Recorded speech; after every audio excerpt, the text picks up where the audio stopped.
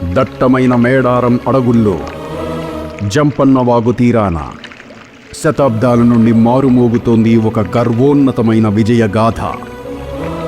ధైర్యానికి, త్యాగానికి, మాతృశక్తికి మారుపేరుగా నిలిచిన కథ. ఇది సమ్మక్క సారక్క జాతర వెనుక ఉన్న కథ.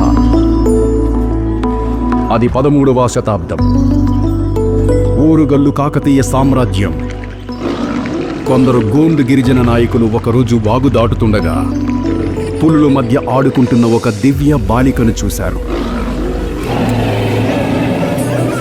ఆ పాపే సమ్మక్క.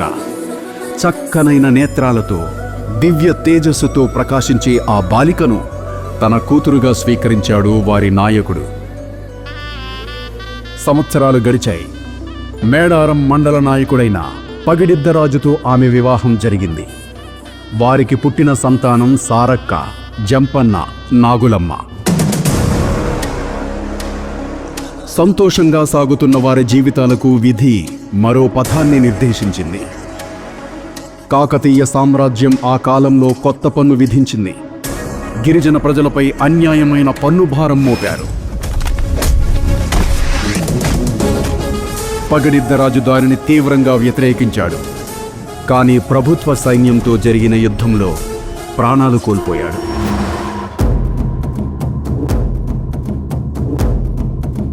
అప్పుడు లేచింది సమ్మక్క. ఆయుధాలు చేతబూని తన గిరిజన సమాజం పరిరక్షణ కోసం అలుపెరిగిన పోరాటం చేపట్టింది. ఈ మహాపోరాటంలో ఆమె పక్కన నిలిచింది ఆమె కూతురు సారక్క, కొడుకు జంపన్న. తల్లి, కూతురు, కొడుకు 20 లక్షల మంది గిరిజన యోధులతో యుద్ధానికి దిగారు.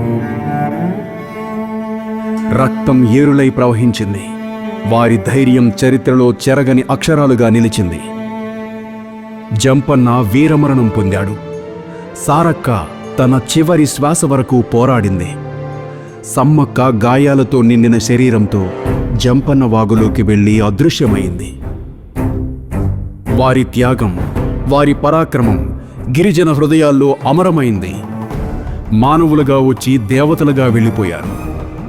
గిరిజన సమాజానికి వారు కేవలం యోధులు కాదు, వారు రక్షకులు, మార్గదర్శకులు, ఆరాధ్య దైవాలు అయ్యారు. అప్పటి నుండి వారిని దేవతలుగా గిరిజనులు పూజించడం ప్రారంభించారు. జంపన్న వాగు తీరాన సమ్మక్క సారక్క గద్దెలు నెలకొల్పారు. జాతర సమయంలో అక్కడ వేల కొలది, లక్షల కొలది, కోట్ల కొలది భక్తులు పసుపు, కుంకుమ భరిణెలు తీసుకొని వస్తారు.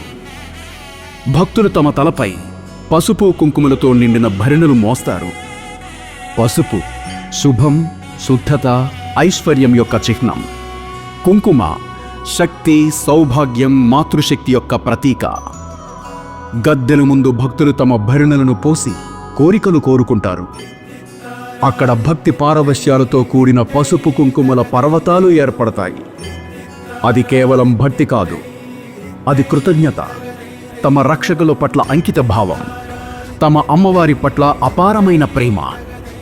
అలాగే భక్తులు తమ నిలువెత్తు బరువుకు సమానమైన బెల్లాన్ని బంగారంగా అమ్మవార్లకు సమర్పిస్తారు.